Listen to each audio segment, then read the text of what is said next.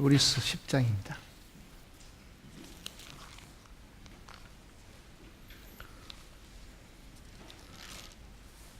히브리서 10장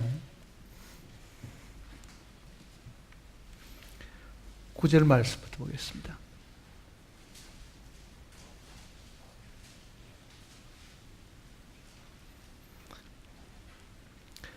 그 후에 말씀하시기를 보시옵소서 내가 하나님의 뜻을 행하러 왔나이다 하셨으니 그 첫째 것을 폐하시면 둘째 것을 세우려 하심이라. 이 뜻을 따라 예수 그리스도의 몸을 단번에 들이심으로 말미암아 우리가 거룩함을 얻었노라. 제사장마다 매일 서서 섬기며 자주 같은 제사를 드리되 이 제사는 언제나 죄를 없게 하지 못하거니와 오직 그리스도는 죄를 위하여 한 영원한 제사를 드리시고 하나님 우편에 앉으사 그 후에 자기 원수들을 자기 발등상이 되게 하실 때까지 기다리시나니 그가 거룩하게 된 자들을 한 번의 제사로 영원히 온전하게 하셨느니라. 또한 성령이 우리에게 정언하시되 주께서 이르시되 그날 후로는 그들과 맺을 언약이 이것이라 하시고 내 법을 그들의 마음에 두고 그들의 생각에 기록하리라 하신 후에 또 그들의 죄와 그들의 불법을 내가 다시 기억하지 아니하리라 하셨으니 이것들을 사하셨은즉 다시 죄를 위하여 제사드릴 것이 없느니라. 그러므로 형제들아 우리가 예수의 피를 힘입어 성소에 들어갈 담력을 얻었나니 그 길은 우리를 위하여 휘장 가운데로 열어놓으신 새로운 산 길이요 휘장은 곧 그의 육체니라. 또 하나님의 집 다스리는 큰 제사장이 계심에 우리가 마음의 뿌림을 받아 악한 양심으로부터 벗어나고 몸은 맑은 물로 씻음을 받았으니 참 마음과 온전한 믿음으로 하나님께 나아가자. 또 약속하시는 이는 믿으시니 우리가 믿는 도리의 소망을 움직이지 말며 굳게 잡고 서로 돌아봐 사랑과 선행을 격려하며 모이기를 피하는 어떤 사람들의 습관과 같이 하지 말고 오직 권하여 그 날이 가까움을 볼수록 더욱 그리하자. 25절 말씀까지 잠시 기도하십시다.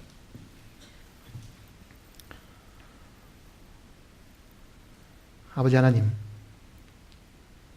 세상은 여전히 요란하고 이곳저곳에서 많은 소문들과 전쟁의 소식과 불행한 많은 일들이 저희들 귀에 들리고 있습니다. 이러한 소문과 세상의 많은 이 전쟁들은 주님의 오심이 가까움을 알리는 징조라고 말씀하셨습니다. 우리가 이러한 사실들을 목격하고 있는 이때에 마음에 온전히 하나님을 향하는 믿음을 더욱더 굳건하게 해 주시옵소서. 참으로 우리가 주님을 마음속에 간절히 사모할진대 이 세상의 여러 가지 전쟁의 소식이나 어려움들 때문에 우리의 마음이 흔들리지 않고 더욱더 우리가 이 약속의 말씀을 굳게 믿음으로 주님을 참으로 기다리다가 맞이하는 저희들이 되게 인도해 주시옵소서. 기록하신 말씀을 통해서 우리의 마음을 다시 한번 일깨워 주시고 세상에 붙은 모든 생각들과 탐욕들을 정리하게 도와주실 것을 간구드립니다. 참으로 잠시 보이는 것은 순간일 뿐임을 저희들이 기억하고 보이지 않는 것은 영원하고 가셨으니 우리의 마음이 하나님의 말씀을 따라서 보이지 않는 하늘에 항상 마음을 두고 살아가게 인도해 주시옵소서. 우리를 구속하신 주 예수님의 거룩하신 이름으로 간절히 기도드립니다. 아멘.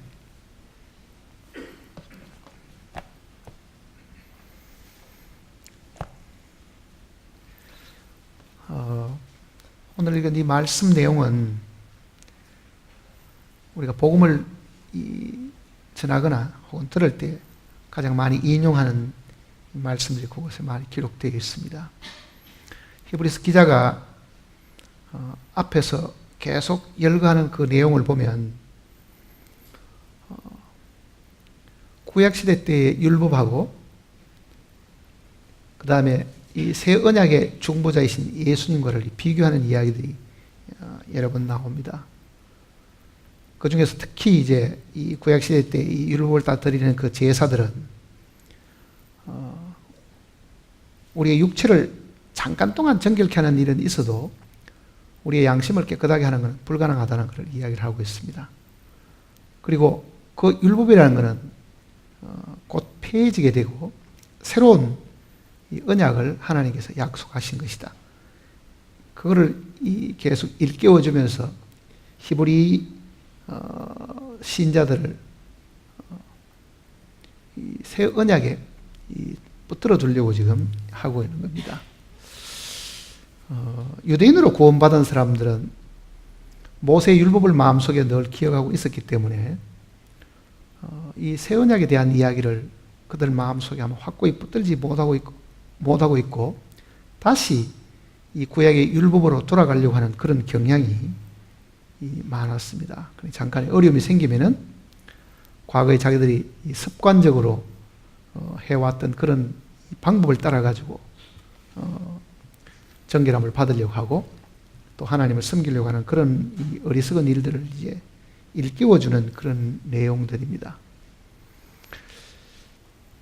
제 개인의 경우도 한 20여 년 동안 모태신앙을 자라서 장로교에 오래 익숙해져 있는 그 신앙이 어느 날 복음을 깨닫고는요, 구원을 받고도 과거에 하던 방법이 꼭 나쁜 것은 아니지 않겠는가. 왜냐하면은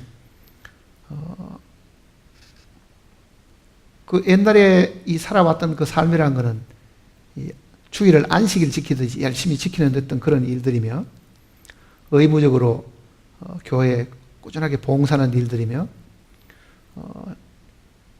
뭔가가 구원을 받고 난 이후에도 조목조목 하나님께서 명령하신 것을 우리가 지킨다고 해서 꼭 그게 과거의 율법으로 회개하는 것이겠는가.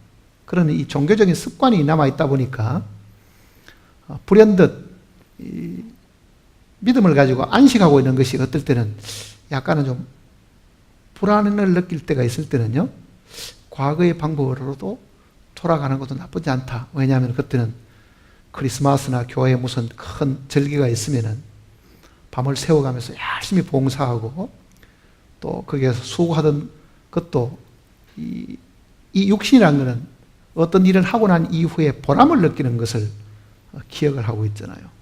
그러다 보니까 단순하게 주님이 다 해주신 것만 가지고 안심하고 살 것이 아니라 과거의 그 습관에 따른 그런 어떤 이 일들, 여러 사람이 함께 어울려서 성가 연습을 하고 또 크리스마스 때는 이 새벽송을 돌기 위해 가지고 미리 다 밤을 새어가면서 뭔가 좀 유쾌하고 즐겁게 모여 있다가 또 이제 그 집집마다 다니면서 이 찬송 부르고 하던 이 습관도 꼭 나쁘지는 않을 것이다 하는 그런 생각을 가지고 있어서 가끔은 마음들이 이제 그걸로 과거의 종교 생활이나 이 관습으로 돌아가려고 하는 마음들이 분명히 제게도 사실 있었습니다.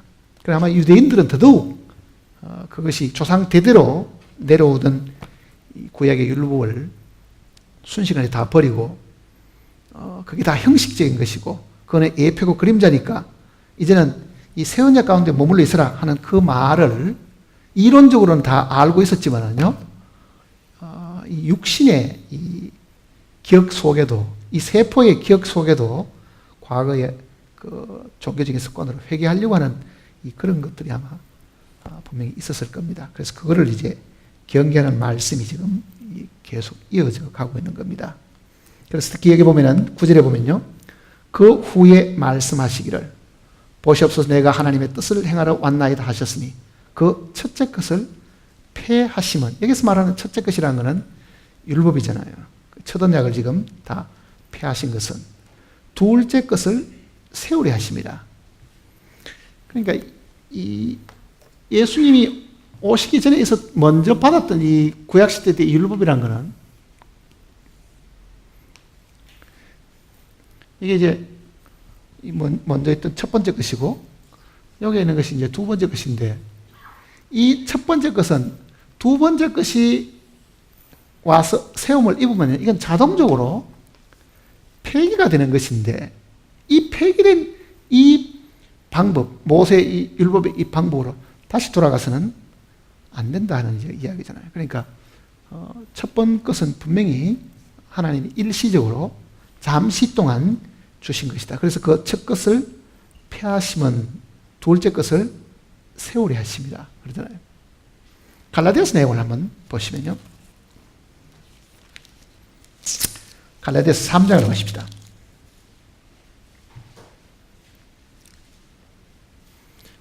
갈라디아서 3장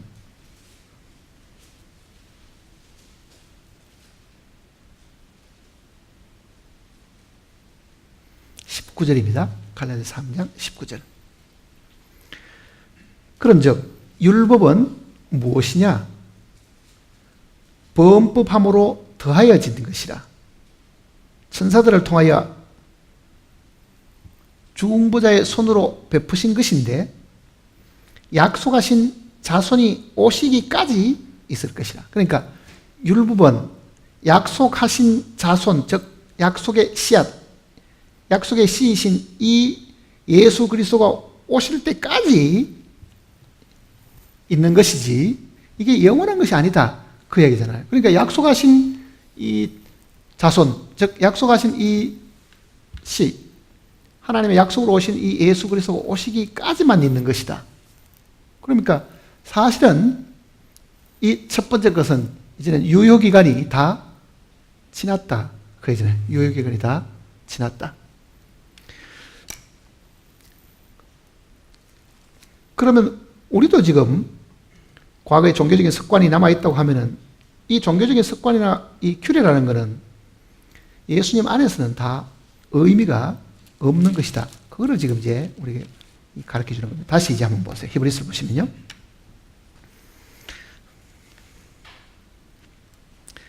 (10장 10절입니다) 이 뜻을 따라 예수 그리스도의 몸을 단번에 들이심으로 말미암아 우리가 거룩함을 얻었느라. 이 뜻은 약속의 자손이 와서 이룩할 그 내용 자체입니다. 사실은요. 하나님께서 이 약속의 자손이신 예수 그리스도가 오시게 되면 매년 그네들이 속죄일마다 꾸준하게 짐승을 잡아서 드리던 이 모든 일들은 끝이 나고 이제는 한 번의 제사로 영원한 속죄를 이루는 것이다. 유대인들은 뭐 하는 겁니까? 오늘도 거짓말하고 오늘도 화를 내게 되면은 하나님께 내가 죄를 지었으니까 다시 모세가 우리에게 가르쳐 준 대로 죄 지은 사람이 속죄의 예물을 드려야 된다. 그 생각을 하고 있겠죠. 그러니까 번번이 드리던, 죄 지을 때마다 드리던 그 속죄로 돌아가려고 하던 그 마음을 이제는 이거는 한 번의 제사로 영원히 끝을 냈기 때문에 설령 지금 우리가 죄를 짓는다 하더라도 이 영원한 속죄 속에 다 끝이 났기 때문에 다시 돌아갈 필요가 지금 없다. 그러니까 짐승은 일시적이고 잠깐 육체를 깨끗게 하는 일이지만은 어린 양이신 예수 그리스도는 한 번의 제사로 유효기간이 없는 영원한 것이다. 그 내용을 지금 이야기를 하는 겁니다. 그 다음 11절 보세요. 제사장마다 매일 서서 섬기며 자주 같은 제사를 드리되 이 제사는 언제나 죄를 없게 하지 못하거니와 오직 그리스도는 죄를 위하여 한 영원한 제사를 드리시고 하나님 우편에 앉으사 그 후에 자기 원수들을 자기 발등상이 되게 하실 때까지 기다리시니.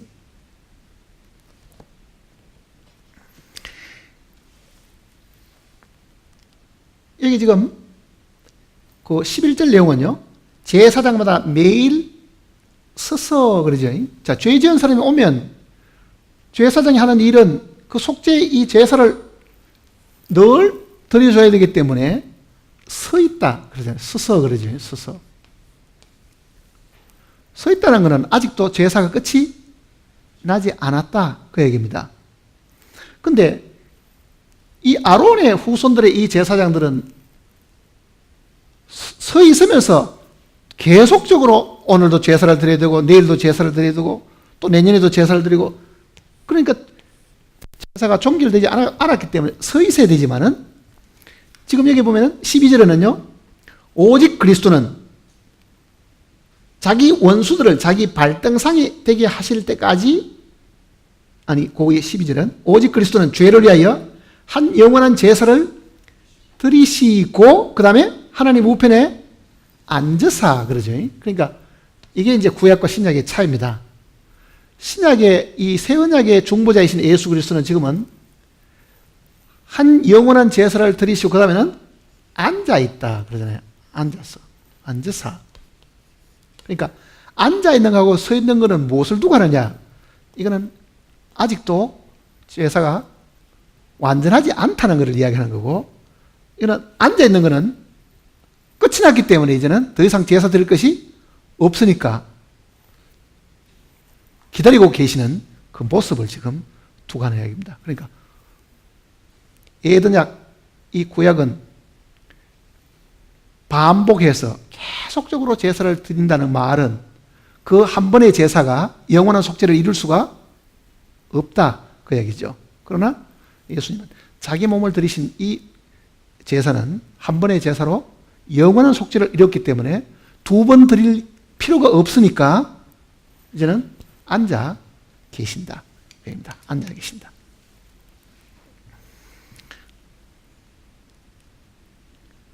그 다음에 10절을 다시 보시면요. 이 뜻을 따라 예수 그리스도의 몸을 단번에 들이심으로 말미암아 우리가 거룩함을 얻었노라. 여기 지금 용어들을 우리가 조금 기억을 해야 되는데, 거룩함을 얻었다. 거룩함.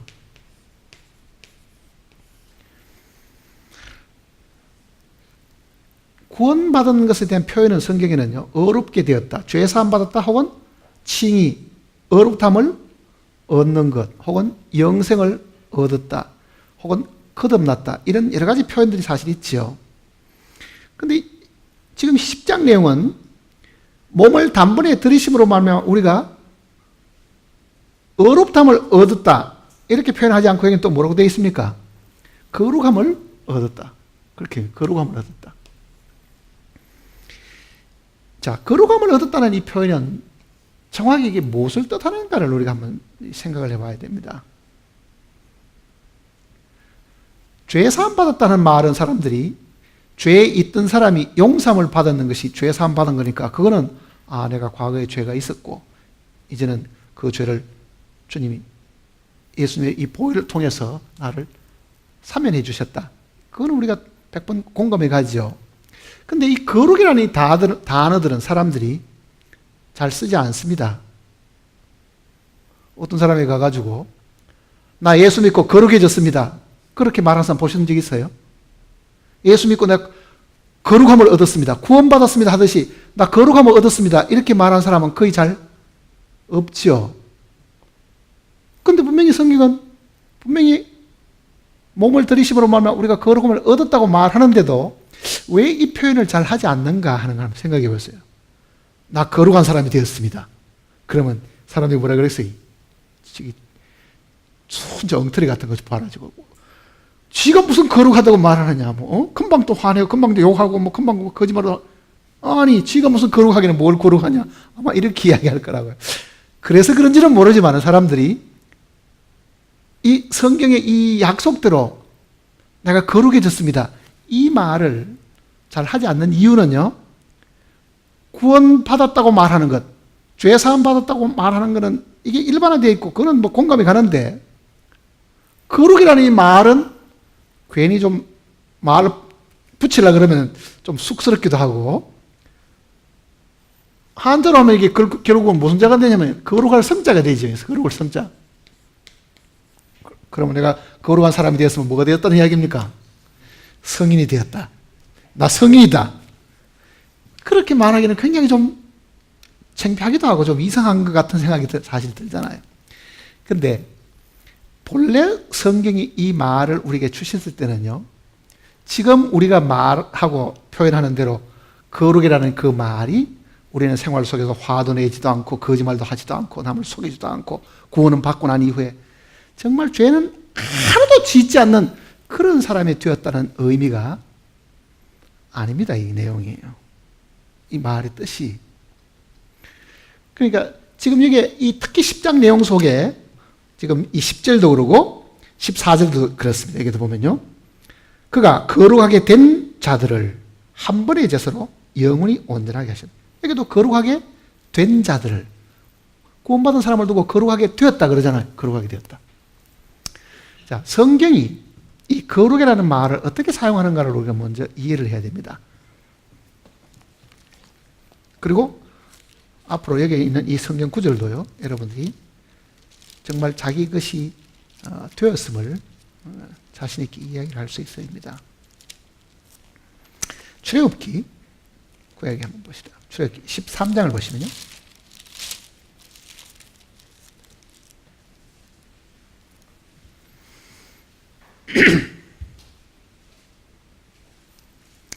출애굽기 13장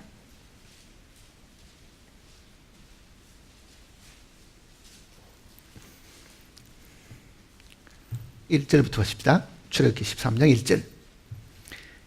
여호와께서 모세에게 일러 이르시되 이스라엘 자손 중에서 사람이나 짐승을 막론하고 태에서 처음 난 모든 것은 다 거룩히 구별하여 내게 돌리라.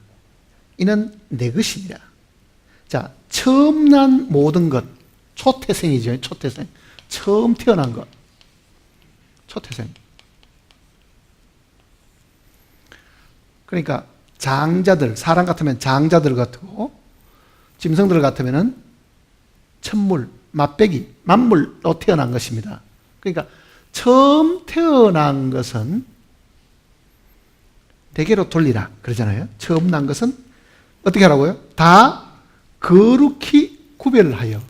자, 처음 태어난 것은 거룩하게 구분을 해서 내게로 돌리라. 이거는 내 것이다 그러잖아요. 내 것.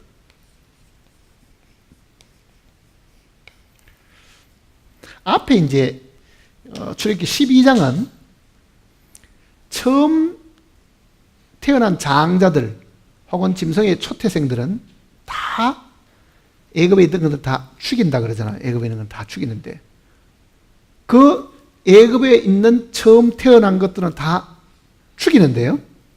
그 죽음을 통해 가지고 살아난 것은 뭐냐? 어린 양의 피를 발라서 살아난 것은 이스라엘 백성들의 이 초태생들은 마지부터 시작해서 짐승들까지 다 살아났죠. 그러니까 어린 양의 피를 발라가지고 죽어야 될 이 초태생들이 뭐가 되었습니까? 죽음 통해 가지고 살아난 것이거든요. 그러니까 죽음을 통해 살아난 것, 그러니까 피를 통해 가지고 죽지 않고 살아난 이것은 피로 인해 가지고 살아나시는 누구시 되었다는 얘기입니까? 내 것이 되었다 그러죠. 그러니까 성경이 우리에게 가르쳐주는 거룩은 하나님이 구분을 해서 자기 소유로 삼은 것, 그거는 다 거룩하다 그 뜻입니다. 하나님 것이 되면 다 거룩해지는 겁니다. 하나님 것이 되는 방법은 뭐냐? 피를 통해서 정결함을 입고 거룩하게 되는 것인데 그 거룩의 기준이 주님의 소유가 되는 것이다. 그러니까 하나님의 소유가 되면 많은 것 중에서 하나님이 자기 것으로 취하게 되면 그 취함을 입은 것은 거룩해진다 그 뜻이죠. 그러니까 우리는 이 신약 내용 속에도 보혈로 산바가 되었으니 그러잖아요. 보혈로 우리가 주님의 이 보혈로 사신바 되었다. 고린도전서를 보시면요.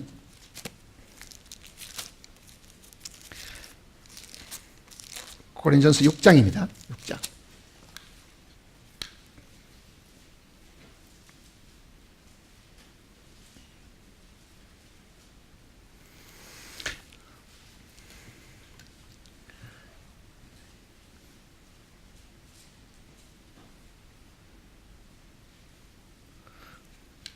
(20절입니다) 값으로 산 것이 되었으니 그런즉 너희 몸으로 하나님께 영광을 돌리라.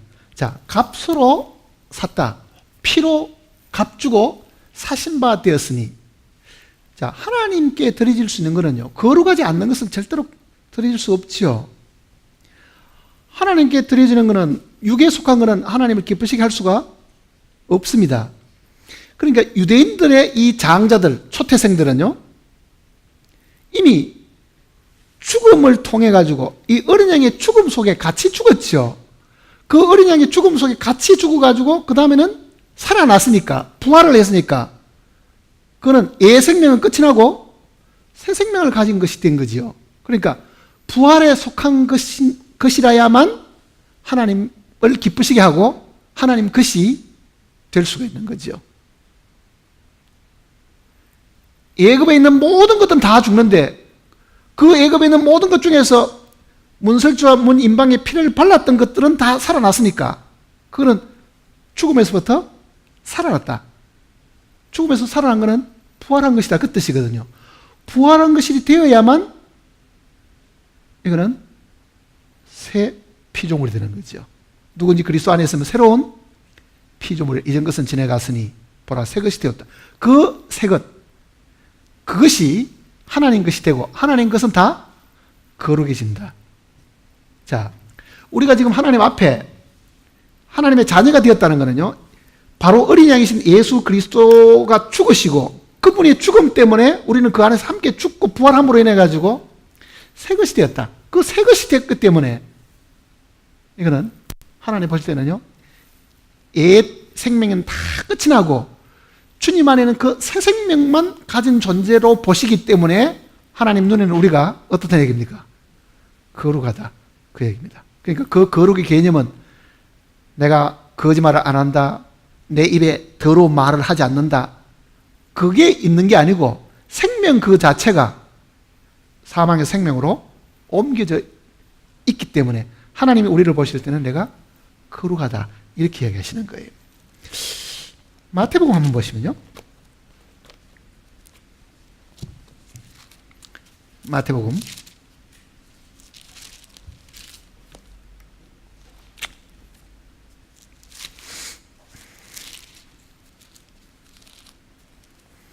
23장 한번 봅시다. 23장.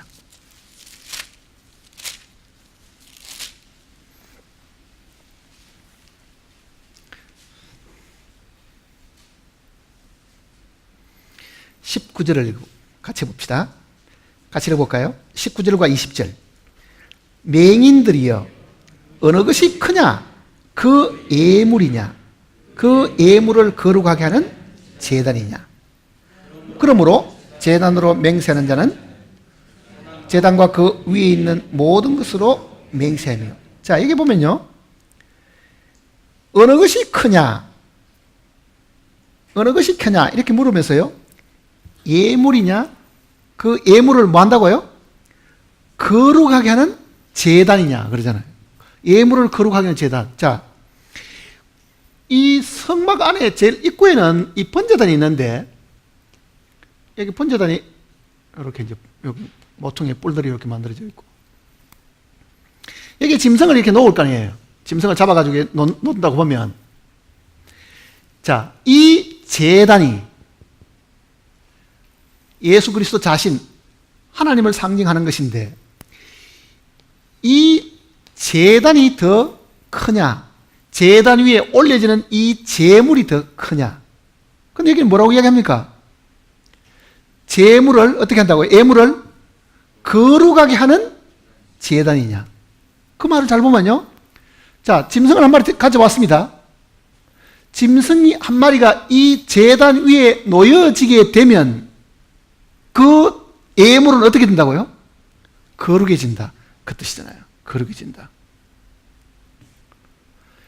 제물을 하나님께 바치게 되면 바쳐진 그 제물은 거룩해진다, 그 의미입니다. 이게 구약 내용도 이 내용을 우리에게 가르쳐 주는 거잖아요. 그러니까 어떤 것이 되었든지 하나님께 선택을 받아가지고 이게 드려지는 예물만 되고 그 위에 가도 그 거룩한 이 번제단하고 접촉만 해도 그 위에는 예물은 자동적으로 어떻게 된다고요?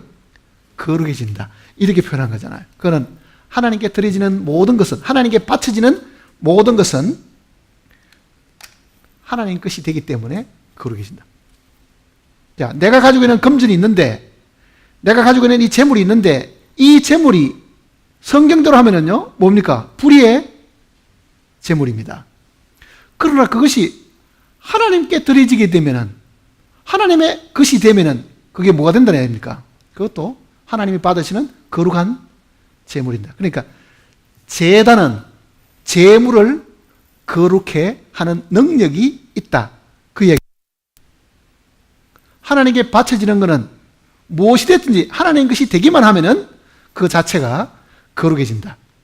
그러면은 나라는 존재는 70억 인구 중에서 별 볼 일 없고 죄인이고 악한 인간이었는데 어느 날 내가 주님 안에 주님의 이 제단이란 이 제단에 내가 거기에 주님과 함께 이후에 드려져서 함께 이후에 선택받은 존재가 되었다. 믿음으로 내가 여기에 주님 안에 있게 되었다고 하면은 나도 이 죄인 가운데서 뭐가 됐다는 얘기입니까?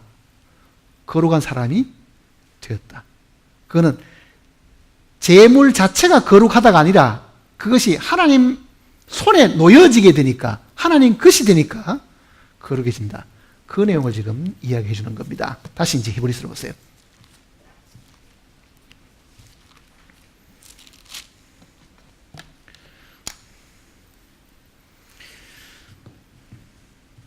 (10절입니다) 이 뜻을 따라 예수 그리스도의 몸을 단번에 들이심으로 말미암아 우리가 거룩함을 얻었노라.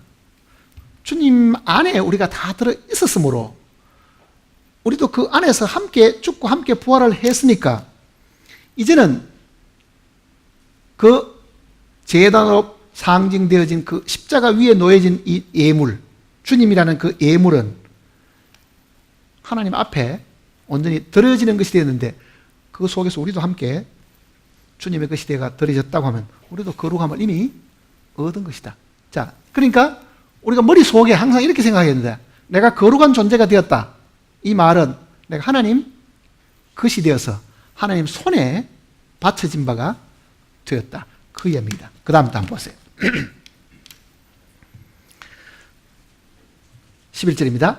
제사장마다 매일 서서 섬기며 자주 같은 제사를 드리되 이 제사는 언제나 죄를 없게 하지 못하거니와 오직 그리스도는 죄를 위하여 한 영원한 제사를 드리시고 하나님 우편에 앉으사 그 후에 자기 원수들을 자기 발등상이 되게 하실 때까지 기다리시나니 그가 거룩하게 된 자들을 한 번의 제사로 영원히 온전하게 하셨느니라. 거룩하게 된 자들, 즉 하나님의 것이 된 우리들을 한 번의 제사로, 두 번 드릴 것도 없고 이거는 십자가에 단 한 번 드림으로 말미암아 우리를 영원히 온전하게 하셨다. 그 얘기입니다. 영원히 온전하게 하셨다. 15절에 또한 성령이 우리에게 정언하시되 주께서 이르시되 그날 후로는 그들과 맺은 언약이 이것이라 하시고 내 법을 그들의 마음에 두고 그들의 생각에 기록하시라 하신 후에, 자, 예수 그리스도께서 이 십자가의 제단에 돌아가신 그날 후로는 성령께서 거룩하게 된 우리들에게 약속을 하셨다. 언약을 지금 하시는데 뭐라고 말씀하시냐면요, 내 법을 그들의 마음에 두고 그들의 생각에 기록하리라 하신 후에 그 다음에는 17절에 또 그들의 죄와 그들의 볼을 내가 다시 기억하지 아니하리라. 자, 이 내용을 우리가 생각을 하면은 노아의 이 홍수 이후에 하나님이 노아와 맺은 그 언약을 한번 살펴볼 필요가 있습니다. 노아와 맺은 그 언약도요, 심판을 겪고 난 이후에 하신 약속이잖아요. 물로 가지고 세상을 심판하신 이후에 하나님이 그 홍수에서 살아난, 방주 속에 들어있으므로 죽지 않고 살아난 그 사람들에게 하나님 주신 약속인 것처럼 지금 예수 그리스도 십자가에 하나님의 엄중한 이 죄의 심판이 내리셨는데 그 심판이 있고 난 이후에 그 안에는 우리들에게 하나님이 주신 약속은 엄밀하게 보면 같은 의미가 있는 겁니다. 둘 다가 심판을 겪고 난 이후에 하나님이 주신 약속이잖아요. 창세기를 한번 보세요. 이제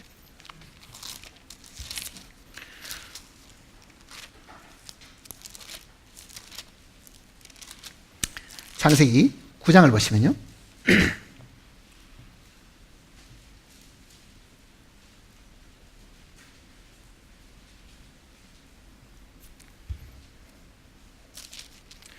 (8절입니다) 이제 홍수 이후에 아라라산에 이제 다 나오고 난 다음에 지금 하나님이 그 방주에 탔던 그 노아와 그 아들들에게 지금 약속하신 겁니다. 8절 하나님이 노아와 그와 함께한 아들들에게 말씀하여 이르시되 내가 내 언약을 너희와 너희 후손과 너희와 함께한 모든 짐승 곧 너희와 함께한 새와 가축과 땅의 모든 생물에게 세우리니 방주에서 나온 모든 것 곧 땅의 모든 짐승에게니라. 내가 너희와 언약을 세우리니 다시는 모든 짐승을 홍수로 멸하지 아니할 것이라. 땅을 멸할 홍수가 다시 있지 아니하리라. 자, 이 내용하고 지금 오늘 이 히브리서 내용하고를 우리가 비교를 해보면 이렇습니다. 이게 같은 원리입니다. 같은 원리. 자, 방주가 물이 이렇게 있었지. 그리고 한 1년 넘게 이렇게 떠 있다가 아라라산에 이제 올랐습니다. 아라라산에 이제 이 위에 이제 방주가. 자, 이 방주 안에 있는 사람은요, 예수님 안에 있는 사람을 두고 하는 이야기입니다. 바로 예수님이 구원의 방주이시잖아요. 그게 구원의 방주인데 심판이 끝이 나고 난 다음에 이 방주 속에 있던 사람들에게 그리고 그 안에 있던 짐승들에게 하나님이 주신 그 약속은 이 물의 심판이 죄로 인한 하나님의 심판이었다고 하면 십자가도요, 죄인들을 예수님 안에 넣으셨는데 이 예수님 안에 들어있는 사람은 믿음으로 이 가운데 있는 사람들이고 이 사람들에게 이 심판 이후에 주신 약속은 바로 지금 노아 홍수 이후에 이 언약과도 같은 것이다. 그러니까 지금 히브리서 10장에 있는 그 이야기는요, 그날 후로는 내가 저희와 세울 언약이 이것이라 하시고 그 말하고 지금 여기도 노아와 그와 함께한 아들들에게 말씀하여 이르시되 어떻습니까? 뉘앙스가 같지요? 같은 이야기라고 그게. 그러니까 이 심판을 거친 사람들에게 하나님이 하신 말씀은 뭐냐? 특별히 약속을 하셨다 그러잖아요. 특히 창세기 9장 11절을 보면요, 내가 너희와 언약을 세우리니 다시는 모든 생물을 홍수로 멸하지 아니할 것이라. 다시는 멸하지 않는다. 왜? 이미 심판은 끝이 났고, 그렇죠? 이 심판 가운데서 방주 속에 있었던 사람들만 다 살아났다고 하면은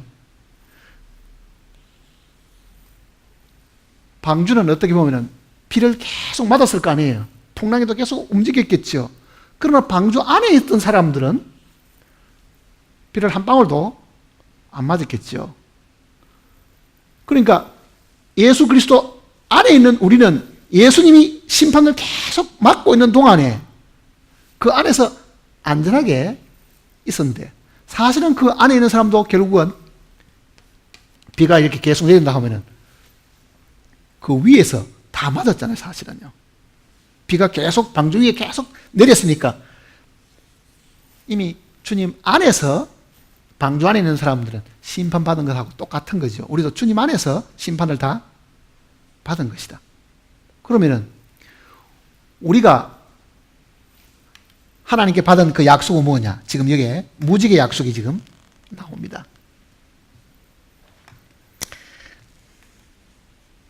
15절 보세요. 내가 나와 너희와 및 육체를 가진 모든 생물 사이에 내 언약을 기억하리니 다시는 물이 모든 육체를 멸하는 홍수가 되지 아니할 것이라. 무지개가 구름 사이에 있으리니 내가 보고 나 하나님과 모든 육체를 가진 땅의 모든 생물 사이에 영원한 언약을 기억한다. 자, 뭐를 기억합니까? 하나님은 죄는 기억하지 않고 심판은 기억하지 않고 뭐를 기억해요? 하나님이 언약을 기억하시겠다. 이렇게 얘기해요. 그러니까 그 언약을 기억하시는 게 뭐냐? 더 이상 물로 심판하지 않겠다고 하신 11절에 언약을 세우리니 하잖아요. 그 하나님이 세우신 그 언약을 기억하시는 것이지 그네들의 죄를 기억하는 것도 아니고 그 말입니다. 이미 심판을 받았으니까 언약을 세우셨고 그 언약을 기억하시는 것처럼 이 히브리서 내용도 꼭 같은 원리를 지금 우리에게 설명을 해주는 겁니다. 다시 히브리서를 보세요. 이제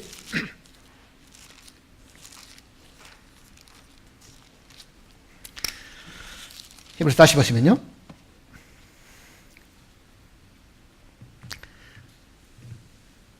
15절입니다.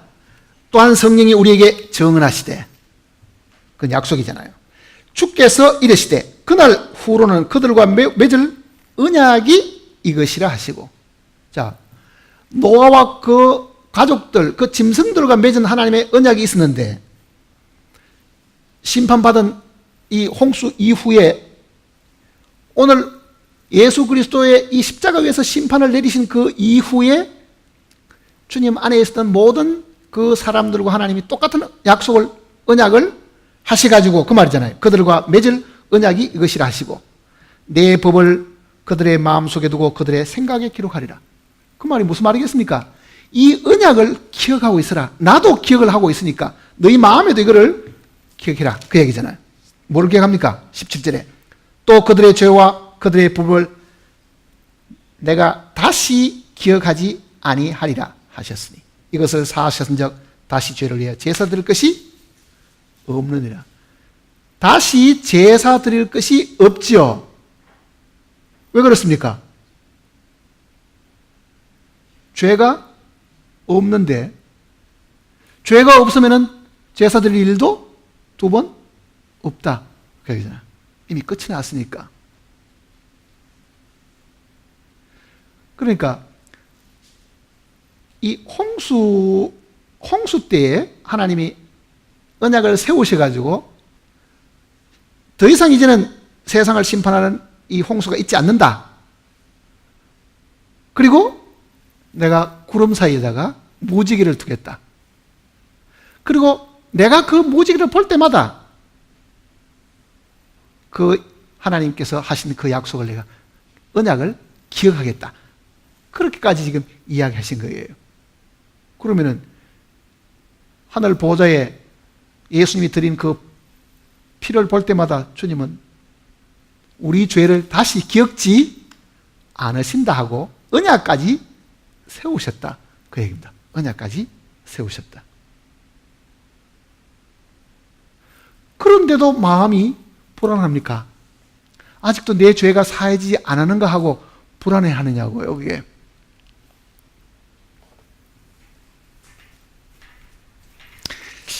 구원을 받은 사람들 중에도요, 믿음이 약해서 그런 게 아니고 의심이 많은 사람들이 있습니다. 그래서 내가 처음 복음 들을 때는 확실하게 믿은 것 같은데 이제는 구원을 받았는지 안 받았는지, 어떻게 생각하면 구원 받은 것 같기도 하고 어떻게 생각하면 구원을 안 받은 것 같기도 하고 마음에 흔들린다고 하는 사람들이 가끔 있죠. 자, 그분들은요, 이 내용을 잘못 이해해서 그런 겁니다. 믿음을 잘못 이해하는 거예요. 물어봅시다. 어떤 사람이 이렇게 이야기합니다. 아이고, 저는 믿음이 없어가지고요. 믿음이 없어가지고 제대로 하나님이 하신 말씀을 못 믿겠다. 믿음이 없어서. 믿음이 있는 사람 손 한번 들어보세요. 믿음이 없는 사람 손 들어보세요. 손도 아무도 안 들으면 어느 쪽에 속한 거예요? 그건 회색입니다. 회색. 회색은 더 모호한 거예요. 그거는. 자, 믿음이 있습니까? 있어요, 없어요? 아니, 자기에게 한번 대답해봐요. 어떤 사람이 당신이 믿음이 있습니까? 물어보면 믿음이 있다고 말합니까? 없다고 말합니까? 믿음이 있지만 그걸 어떻게 있다고 말하겠어? 있어도 그저 아이고 저는 믿음이 없는 사람입니다. 저는 부족한 사람 이렇게 말하는 것은 미덕처럼 생각하지요. 근데 이거는 지금요, 이게 분명하지 않으면 정말 우리가 믿음이 뭔지를 몰라요. 자, 말씀을 믿으라 그러면 사람들은요, 믿음이 나에게 있어야 되는가? 믿음이 나한테 있어야 되느냐? 예수님은 너희가 겨자씨만한 믿음만 있었더라면 그러잖아요. 그 말은 뭐겠어요? 믿음이 있단 말입니까? 없다는 말입니까? 없다는 말이에요. 겨자씨라는 거는요, 이 볼펜 요 앞에 끝에 요 동그란 거 있죠? 그 볼펜 4분의 1 정도밖에 안 됩니다. 겨자씨 씨앗은요. 그거는 뭐 눈 나쁜 사람 보이도 안다고요. 너무 작아가지고는. 믿음은 우리에게 있는 게 아닙니다. 그걸 성경이 가르쳐 주는 거예요. 사람들 생각에는 믿음이 자기가 자기를 둘러봐도 별로 믿음이 없다. 저같이 믿음이 부족한 사람, 혹은 믿음이 약한 사람, 혹은 믿음이 없는 사람. 믿음은요, 주님한테 있어야 됩니다. 그러면 이상하죠. 주님을 믿는 사람이 주님 앞에 무슨 믿음을 가지고 있는가?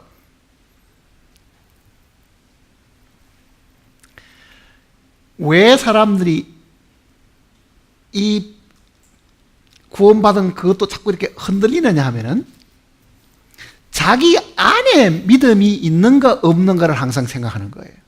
그러니까 어떨 때 굉장히 성경을 열심히 읽고 그날따라 기분이 좋고 그날은 죄도 하면 안 지었고 할 때는 어때요? 믿음이 있는 것 같죠? 오늘 같으면 내가 뭐 천국 못 갈 일이 뭐 있으려고. 그런데 쭉 미끄러져. 그 다음날은 뭐 대파 싸움하고 화가 버리니까 치밀고 하면은 믿음이 다 달아나고 없고 그 다음에 어때요? 이거 지옥 문턱에 온 것 같잖아요. 천국에 온 게 아니라.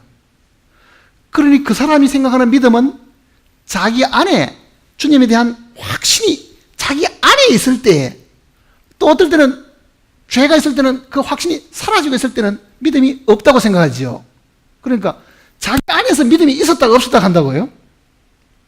성경은 이거를 믿음이라고 이야기하지를 않았습니다. 믿음은 출발 지점이, 믿음의 근원이 어디냐 하면요, 나한테 있지 않고 말씀하신 하나님께 있는 거예요. 자, 믿음이 나한테 있지 않고 하나님께 있다고 하면 무슨 뜻이냐 한번 보세요. 믿음이 하나님께 있어야 됩니다. 우리 믿음은. 자, 두 사람이 지금 돈을 빌려주고 있습니다. 한 사람은 A라는 사람과 B라는 사람 둘이가 있는데, B가 A에게 돈을 빌려줍니다. 그러니까 이거는 돈 빌린 사람이고 이건 돈 빌려주는 사람입니다. 돈을 빌려주려고 하면은 뭘 봐요? 신용을 보죠. 신용. 믿을 신자. 이게 믿을만 하냐? 믿을 하지 못하냐를 보는 거죠. 그러니까 신용이, 돈을 빌리는 사람이 있어야 됩니까? 빌려주는 사람이 있어야 됩니까?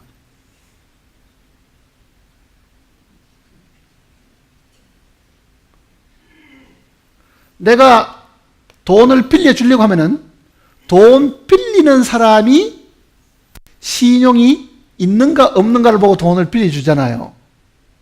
그러면은 이 사람이 하는 말이, 너를 믿을 수 있으니까 내가 돈을 빌려준다 그러죠. 그런데 만일이 B가 하는 말이, 나는 신실해, 나는 거짓말 안 해, 나는 정말 믿을 수 있어, 그러니 내가 돈 빌려준다, 이런 사람이 있어요? 나하고 하나님하고 관계를 보세요. 하나님이 말씀하시는데 한 번도 거짓말하는 하나님이 신실해야 내가 믿을 수 있는 거지. 내가 신실해봐야 하나님이 거짓말하면 아무 소용이 없습니다. 그러면 믿음의 근거는 어디 있어야 돼요? 하나님이 얼마나 신실하냐에 있다고요, 그게. 그런데 우리는 하나님이 어떻게 되었길 간에 내가 얼마나 이게 믿음이 있느냐 없느냐를 자기한테 들여다보는 거예요. 그래서 자기가 믿음이 있다고 생각할 때는 잘 믿는 것 같고 믿음이 없다고 생각할 때는 미끄러져 버린 거예요.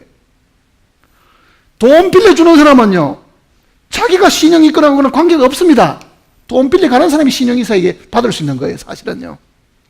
그러니 믿음의 발원지는 믿으려고 하는 사람이 있지 않고 상대방에게 있는 거예요. 내가 하나님을 믿는다고 하면은요, 내가 믿음이 얼마나 있느냐가 아니라 누가 믿음이 있어야 됩니까? 누가 신실해야 돼요? 하나님이 신실해야 됩니다. 그게 반대잖아요, 지금요. 하나님이 신실하지 않으면 내가 아무리 100% 믿어도 이게 속아보는 거예요. 내가 돈을 은행에 맡긴다고 생각해 보세요. 내가 맡기는 은행에 대해서 내가 100% 신뢰합니다. 문제는 그 돈 받는 그 은행이 부채 비율이 너무 높아가지고 믿을 가치가 못 돼요. 그럼 나는 이렇게 합니다. 나는 믿음이 좋은 사람이니까, 나는 100% 믿음이 있으니까 이거는 절대 부도 안 나. 근데 그 다음날 부도 났습니다. 부도 나는데도 나는 절대 부도 안 나. 부도 납니까 안 납니까? 믿음은 믿으려고 하는 사람에게 있었을 때는 아무 소용이 없는 거예요. 내 믿음은 1%만 있어도 내가 믿는 그 은행이 확실하면요, 내가 1%밖에 안 믿어도 부도가 안 납니다. 그럼 믿음이 있어야 돼요? 없어야 돼요? 있으나 마나 나하고는 똑같은 거예요, 그게. 누가 믿음이 있어야 돼요? 누가 신실해야 된다는 이야기입니까? 하나님이 신실하셔야 된다. 그 이야기예요. 하나님이 신실하셔야 된다. 자, 그러면 한번 생각해 보세요. 내가 젊은 날은 기억력도 좋았는데, 예? 젊은 날은 내가 그날은 다 기억력도 좋아가 성경도 줄줄 잘 외우고 많이 기억해가지고 내가 하나님을 잘 믿었는데 나이가 들고 보니 말씀도 잊어버렸고 뭐 눈도 침침해서 성경도 제대로 못 보고 지금 가만히 생각하니까 내가 하나님을 제대로 믿고 있는지 안 믿고 있는지 의심이 난다? 그러다가 또 치매까지 걸려보면요, 나중에 믿음까지도 잊어버리고 나중에 또 엉뚱한 소리 분명히 헛소리 할 수도 있지요. 그러나 그가 믿은 것이 자기가 아니고 하나님이라고 하면은요, 내 쪽의 관계는 아무 의미가 없습니다, 사실은요. 그러니까 내가 믿고 있는 하나님이 얼마나 신실하신 분이냐.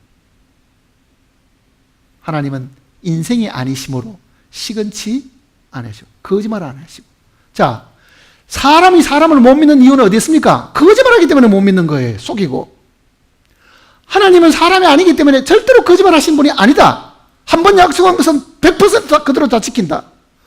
그래서 그분이 신실하니까 믿음이 거기에서 나한테로 오잖아요, 사실은. 그 믿음은 내가 만들어내는 게 아니고 상대방이 신실하니까 그 믿음이 거기서 출발해가지고 나에게로 오는 겁니다. 그러면 성경 속에 하나님이 하신 이 말은 한마디도 땅에 떨어지는 말이 없다. 그 얘기잖아요. 한마디도 땅에 떨어지는 말이 없다.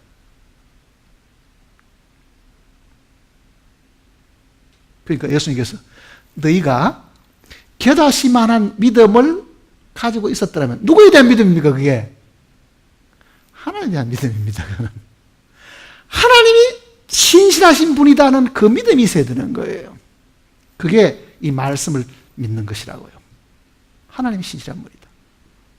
자, 하나님이 분명히 그날 후로는 저희와 저희 세울 언약이 이것이라 하시고 내 법을 저희 속에 두고 저희 생각에 기록하리라 하신 후에 저희 죄와 저희 불법을 다시는 기억지 아니하겠다.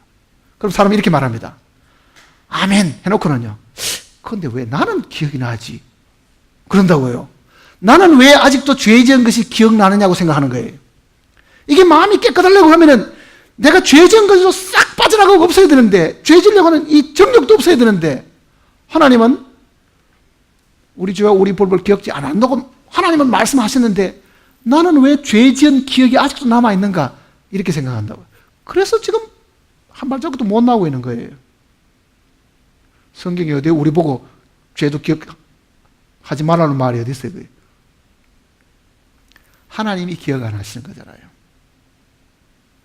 하나님이 노아와 그 식구들에게도 약속하셔가지고 그 언약만 기억하시겠다고 말씀하신 것처럼 하나님이 우리에게도 다시 기억지 않겠다.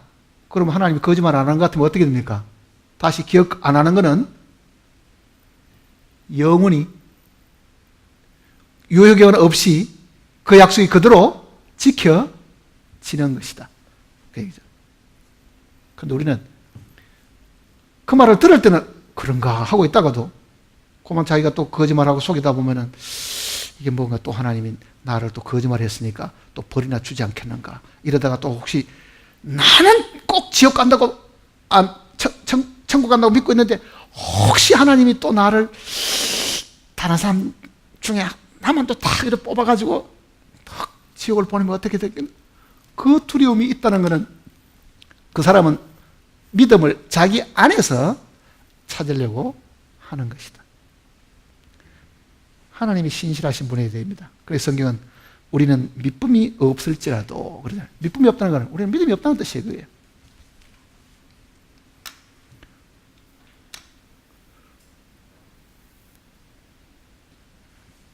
자, 히브리서 10장을 다시 보시면요. 17절. 또 그들의 죄와 그들의 불법을 내가 다시 기억하지 아니하리라 하셨으니. 그러면 나중에 이제 따질 일이 있습니다. 하나님은 절대로 거짓말 안 하신다 그래 놓고 왜 내 죄를 기억하셔가지고 나를 지옥에 보내십니까? 라고 우리가 따질 수도 있는 고난도 있지요. 그렇게 되면은. 근데 사람이 결국은 주님 이 십자가에 달려 돌아가신 이후에 사람이 지옥 가게 되는 일은요, 하나님이 하신 그 말씀을 믿지 못해서 가는 거예요, 사실은. 믿지 못해서 가는 거예요. 그 믿음이 없는 거예요. 하나님에 대한 믿음이 없는 거예요. 자기가 얼마나 믿음이 있는지는 모르지만 그는 하나님에 대한 믿음이 없는 거예요.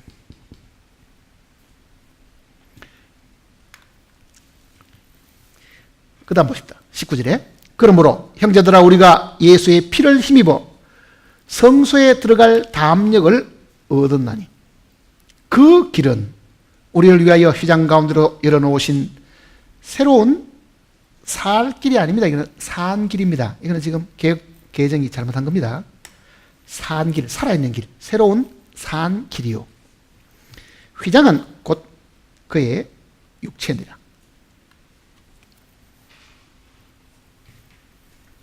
이 구약하고 신약하고 차이를 지금 설명을 해주는 겁니다. 이것도. 자, 모세의 법대로 하면 이 성소에도 지성소하고 성소하고 이렇게 나누는 거 있잖아요. 이게 휘장이 여기 있습니다. 휘장.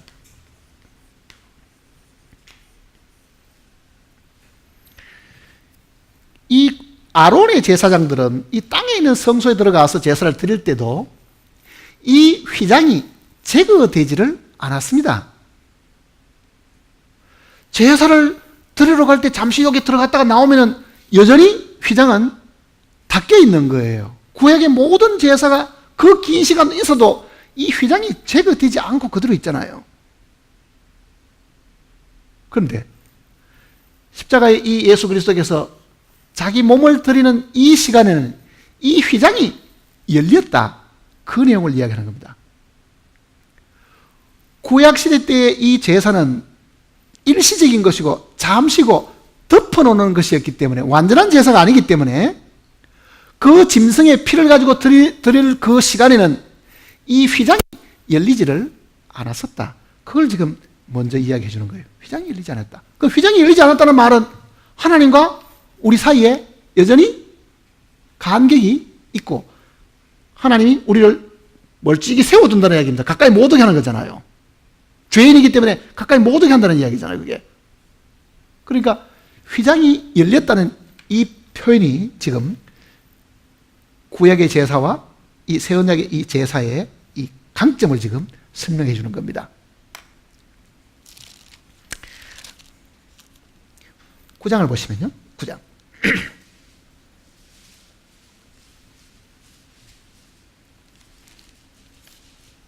7절부터 보시면요. 9장 7절. 오직 둘째 장막은 대제사장이 1년에 한 번 들어가되 자기와 백성의 허물을 위하여 드리는 피 없이는 아니하나니.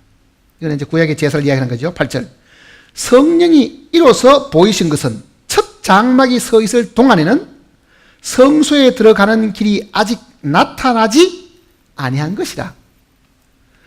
이 구약시대 때는 아직도 이 지성소, 이 성소에 들어가는 이 길이 아직도 안 나타났다 그런 얘기잖아요. 피는 가지고 드리기는 해도 이 지성소 들어가는 이 길이 아직 나타나지 않았는데 예수 그리스도가 자기의 몸을, 자기 피를 들이심으로 인해서 이 길이 열렸다. 이게 지금 굉장히 놀라운 이야기를 지금 우리 해주고 있습니다. 그러니까 구약의 제사를 드릴 동안에는 여전히 그게 막혀 있었는데 그게 아직도 열리지 않았는데 그게 지금 먼저 9장 속에 지금 성소에 들어가는 길이 아직 나타나지 아니한 것이나 이렇게 되어 있잖아요. 그 다음 10장을 다시 보세요. 이제 10장 19절에 그러므로 이제 앞에 있는 결론을 지금 하는 겁니다. 형제들아, 우리가 예수의 피를 힘입어 성소에 들어갈 담력을 얻었나니. 여기서 말하는 성소는 지성소를 두고 하는 얘기입니다. 성소에 들어갈 담력을 얻었나니 그 길은 우리를 위하여 휘장 가운데로 열어놓으신 새로운 살 길이요. 휘장은 곧 그의 육체니라. 자, 이 휘장이 구약시대는 아직도 열리지 않았다. 왜 안 열렸습니까? 이 휘장이 예수 그리스도의 육체이기 때문에 이 육체가 찢어지는 것은 아직 없었지요. 그게 실제로 찢어지는 것은 예수님 십자가에 달려 돌아가실 때 성소의 휘장이 위에서부터 아래로 찢어져 둘이 되었다 그러잖아요. 그러니 구약에 많은 이 제사를 드리고 있을 때도 이거는 예표인데 이 예표는 이것을 두고 하는 이야기인데 이거는 실제 주님이 죽으시고 피 흘릴 그때에 이게 찢어지게 되었다. 그 내용을 지금 설명하는 겁니다. 20절에 그 길은 우리를 위하여 휘장 가운데로 열어놓으신 새로운 산 길이요. 살아있는 길입니다. 산 길이요. 자, 예수님께서 이 땅에 계실 때 뭐라 그럽니까? 내가 곧 길이요 진리요 생명이요. 내가 길이요 그러잖아요. 그 다음에 누구든지 나로 말미암지 않고는 아버지께 올 자가 없다. 길이 열렸다. 길이. 요게 길이 열렸다. 이 길이 휘장으로 열렸는데 이 길을, 이 살아있는 이 길을 예수님께서 자신이라고 이야기하잖아요. 왜? 육체가 자기 자신이니까, 휘장이니까. 그리고 이 육체가 하나님께 가는 길인데 길이 아직도 닫혀 있다는 것은 아직도 제사가 드리지 않았다. 아직 죽지 않았다는 이야기죠. 그러니까 죽으심을 통해 가지고 하나님과 우리 사이에 대로가 지금 하나 크게 열리게 되었다. 그러면 하나님과 우리 사이에 막힌 것이 없다. 하나님이 우리를 가까이 오도록 하신 거잖아요. 가까이 오게 하신 거죠. 하나님과 사람이 가장 가까워질 수 있는 그 길은 주님이 십자가에 돌아가시기 전까지는 이게 불가능했다. 그 이야기입니다. 베드로전서를 한번 보세요.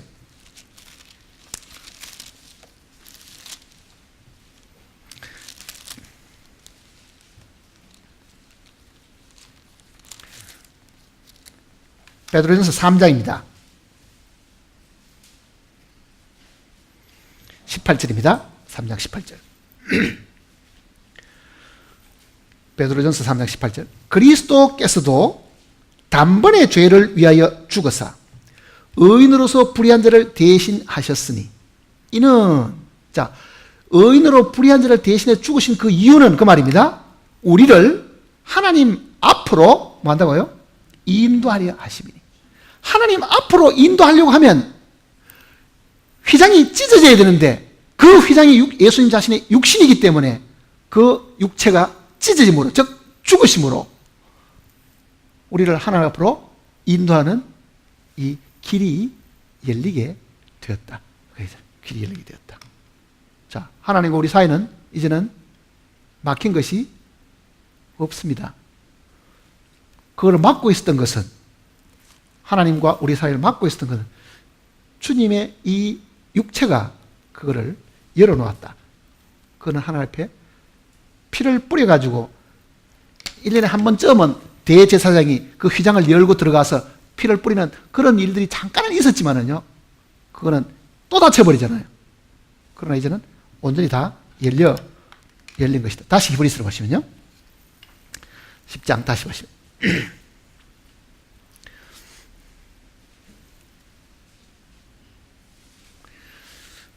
20절입니다. 그 길은 우리를 위하여 휘장 가운데로 열어놓으신 새로운 산 길이요, 살아있는 길입니다. 지금도 그분이 살아계시기 때문에 그 길은 지금도 열려 있습니다.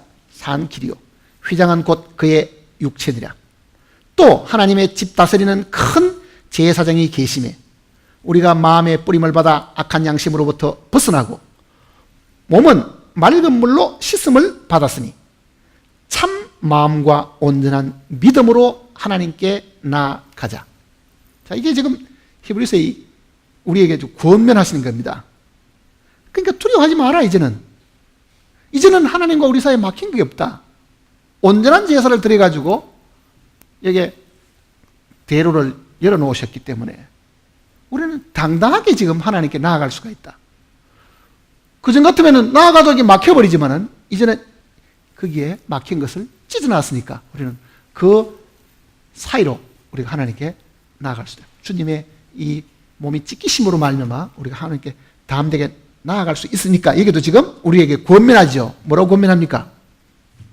물로 씻음을 받았으니 참 마음과 온전한 믿음으로 하나님께 나아가자. 자, 하나님께 나아가도록끔 길을 열어주셨는데도요, 사람들은 이 용서가 아직도 안 된 줄 알고 지금도 엎드려가지고 통곡하고 지금도 엎드려가지고 눈물로 온 밤을 지새우고 있는 사람이 있다고 하면요, 그보다 더 어리석은 사람이 세상에 어디 있습니까? 그래요. 지금도 자기 죄 때문에 불철주에 자기 몸을 괴롭히고 하나님 앞에 계속 호소하는 사람이 있다고 하면은 우리는 분명히 이미 이것이 완성된 사역임을 우리가 힘을 다해서라도 사실 가르쳐 줘야 됩니다. 여기 지금 22절 보면요, 참 마음과 온전한 믿음으로 하나님께 나아가자. 어떤 역본은 지성소에 나아가자 이렇게 된 역본도 있습니다. 영어 성경 중에는. 지성소가 어딥니까? 바로 지금 하나님이 계시는 곳이죠. 자, 그러면은 보세요. 우리가 지금 광야에 있다가 가나안 땅으로 지금 들어가는데 이 광야가 우리에게 가르쳐주는 이 예표는 이 성소를 두고 하는 이야기입니다. 제사장이 여기 하나님을 섬기는 요 자리거든요. 그런데 지성소에 나아가는 것은 여기 가나안 땅에 들어가는 안식 속에 들어가는 걸 이야기하는 거예요. 예표로 보면은. 그러면은 광야에서 가나안으로 가는 이 길이 여기 지금 막혀 있는 요 뭐가 하나 있죠. 여기도 뭐 있어요? 요단강이 있다 그랬잖아요. 요단강. 그러니까 요 휘장이 뭐에 해당하겠습니까? 요단강에 해당하는 겁니다. 요단강에. 근데 요단강을 건너는 거하고 홍해 건너는 거는요, 출애굽기 내용이 이 출애굽기 내용 속에 이 홍해 건너는 이야기하고 요단강 건너는 이 여호수아 이야기를 자세히 읽어보면요 다릅니다. 자, 홍해를 건널 때는 애굽에서부터 광야로 들어갈 때는 모세가 지팡이를 가지고 바다를 향해 가지고 쫙 이렇게 내미니까 갈라지죠. 아무도 안 들어갑니다. 그저 갈라진 그 길을 따라 가지고 들어가지만요, 요단강 건널 때는 하나님이 여호수아에게 명령하신 내용이 이렇습니다. 법궤를 맨 제사장들이 먼저 강물 속에 들어가 서 있고 그러잖아요. 서 있고 그 다음에 백성들이 건너가고 마지막에 법궤 맨 제사장들이 밖으로 나옵니다. 그러면은 이 유대인들이 요단강 다 건널 때까지 이 법궤 맨 제사장들은 어디 있었습니까? 요단강이 그대로 있은 거예요. 자, 그 법궤가 주님 자신입니다, 사실은요. 이 강물 속에 주님이 먼저 들어가시고 그 죽음 안에서 통과하는 거잖아요. 이게 죽음 안에서. 이거는 예수 그리스도와 함께 죽는 죽음을 두고 하는 이야기라고요, 사실은.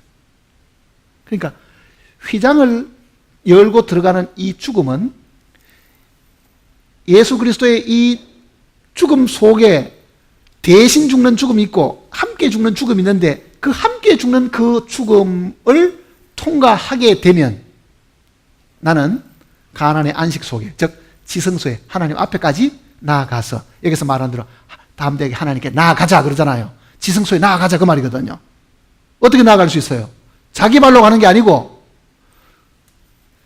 법궤가 그 속에 들어있으니까, 즉 주님 안에서 통과하는 거죠. 주님 안에서. 이 휘장도 그룹이 수놓아져 있었습니다. 이게 그룹의 모습이. 이 그룹의 얼굴이 사람, 소, 독수리, 또 뭐 있어요? 네? 송아지. 그거는 이 땅에 있는 모든 피조물과 사람들이 주님 안에서 같이 죽었다, 그 얘기입니다. 그건 노아 홍수도 마찬가지죠. 그 방주 속에 노아의 8 식구 그리고 각종 짐승들이 그 속에 다 있은 거잖아요. 몽땅 다가. 그게 찢어질 때, 즉 휘장이 찢어질 때, 즉 주님이 죽을 때 그 안에 수놓아져 있던, 즉 휘장이 품고 있던 이 4종류의 생물도 함께 찢어졌다고 하면, 홍해 건널 때, 아니 요단강 건널 때 주님의 죽음 속에 우리도 함께 그 속에서 죽었고. 그러니까 이 가나안의 안식이라는 것은, 즉 지성소에 들어가서 사는 이 삶이라는 것은요, 이것이 분명하면은 이 안에서 들어가서 안식을 누리는 것도 분명히 우리 것이 되는데, 체험상으로 이론을 다 알아도요, 아직도 우리는 체험상으로 광야에 있기가 거의 다합니다, 사실은. 아직도 광야에 살고 있는 거예요. 이 안에 들어갔다고 말하려고 그러니까 알기는 알겠는데, 내가 진짜 매일 생활 속에서 그러냐 물으면 그건 또 다른 이야기잖아요. 그러니까 하나님이 우리에게 주신 이 지위하고 우리가 매일 생활 속에 경험하는 것하고는 다르다, 그 얘기입니다, 실제로는. 그러니까 하나님이 주신 그 지위에 오르려고 하면 우리는 이거를 실제로 체험하는 경험이 필요하다, 그 내용입니다. 다시 이제 10장을 보세요.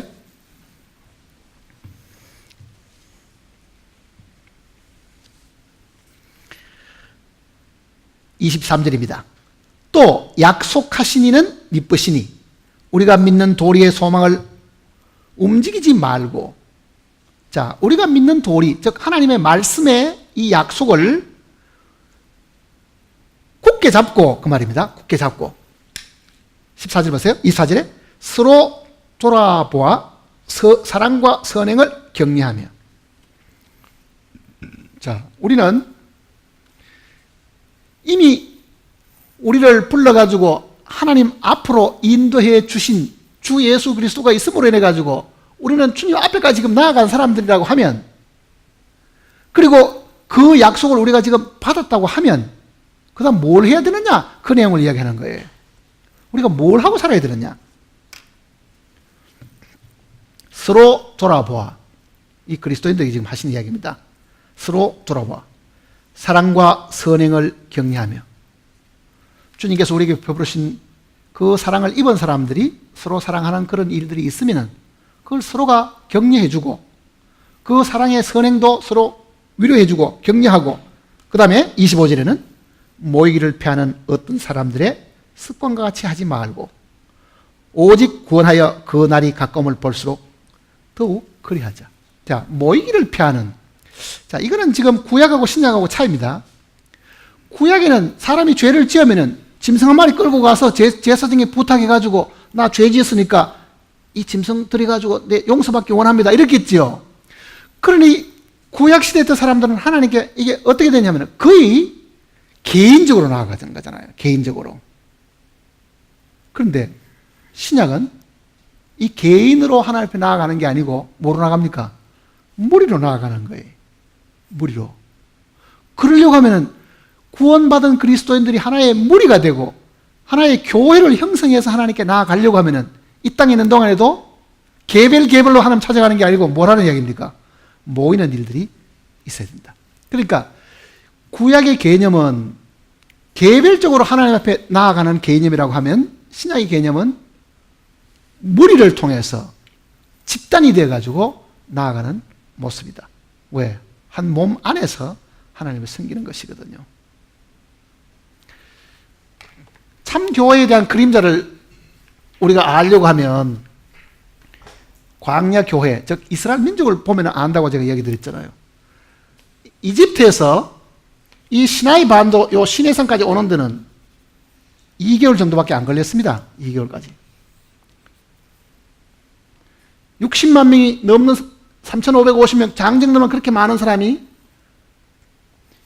2달 걸려가지고 요 시내산까지 왔는데 여기까지 오는 동안에는요, 오합지졸로 왔어요. 오합지졸로.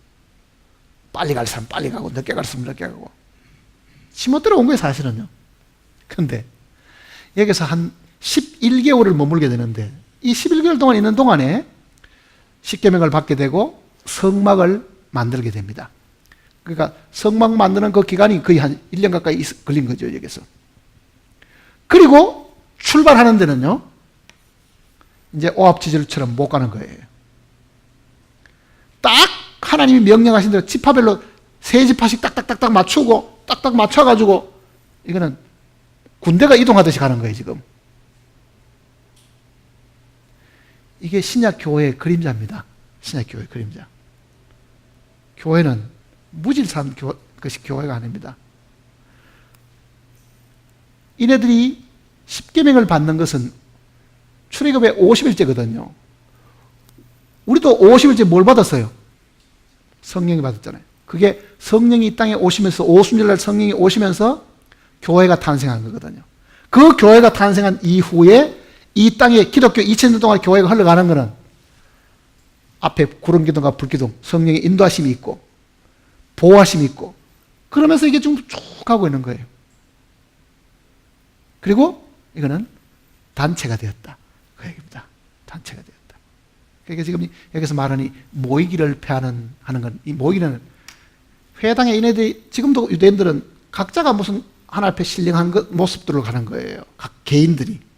그러나 새 언약 속에 속한 사람들은 모두가 다 무리를 지어서 모여서, 그러니까 모이기를 폐하는 하는 거는 누가 모이기를 주로 폐하겠어요?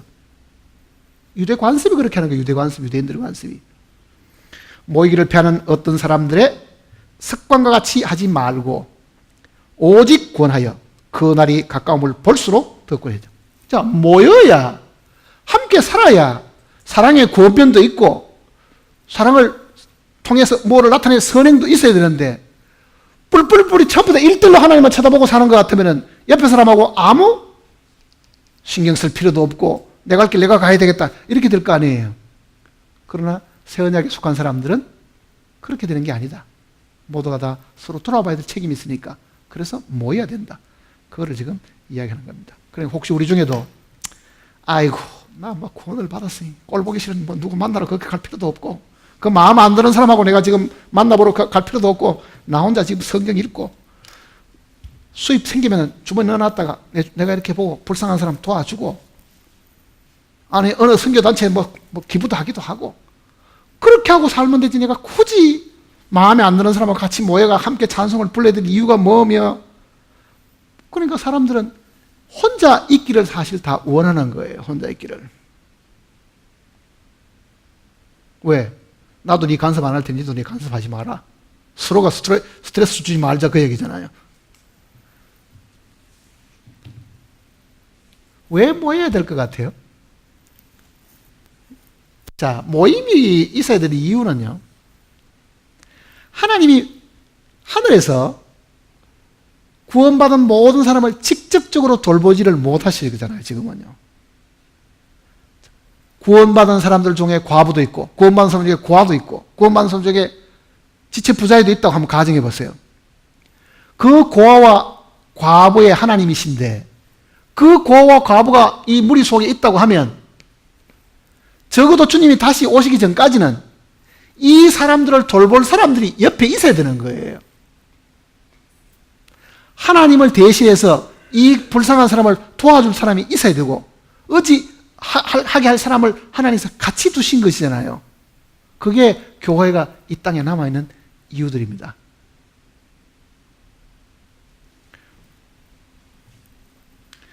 한번 생각해 보세요. 나라가 잘 살아가지고 우리 중에 가난한 사람이 아무도 없고 배고픈 사람이 아무도 없고 굶주린 사람이 아무도 없다 그러면요, 구원받은 그리스도인이 이 땅에서 주님의 사랑을 나타낼 길이 없어요.